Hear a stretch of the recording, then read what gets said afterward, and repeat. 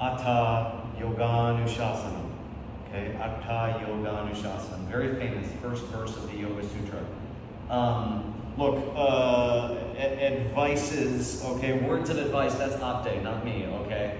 So I didn't push it that much.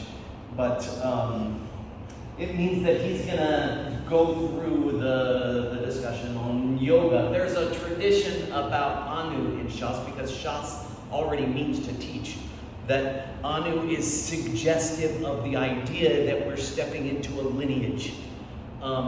That Patanjali, the speaker of the Yoga Sutra, is not the one making it up. That Patanjali is a reporter in the tradition of yoga. There's a tradition that says something like Patanjali is the 75th teacher in the lineage from Hiranyagarbha, who taught yoga at the beginning of the world. And then there have been 75 since then, which they've been saying for a long time, so the math doesn't work out. But anyway, they say that. What do we mean yoga? Okay, what the commentators talk about when we talk about yoga, what are we talking about exactly? And on one level, he's going to spend 196 verses on the topic. Okay, but on another level, he says, look, everyone's got yoga. Okay, he says first, yoga ha samadhi. Okay, yoga ha samadhi. Okay, yoga means samadhi. Now that doesn't help. I'll just replace one Sanskrit word with another. Okay, so what do we mean by samadhi? Well, samadhi means concentration, but samadhi is present in all of the states of mind, basically. So you could be, they say, kshipta, mudda, vikshipta, ekagra, and nirodha, that the mind may be flitting all about, distracted, okay, or like dull, or chasing after sense objects, and then you can't really meditate like that.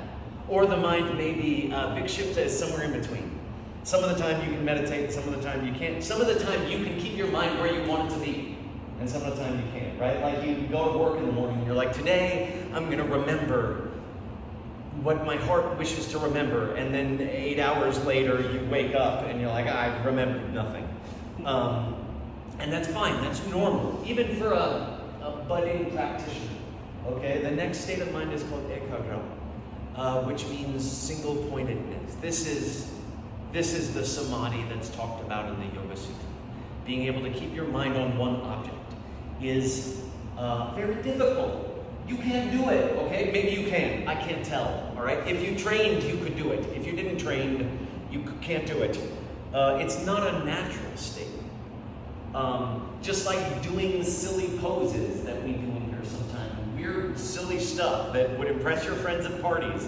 It's not normal, but you can, and it's kind of cool, and it's kind of fun.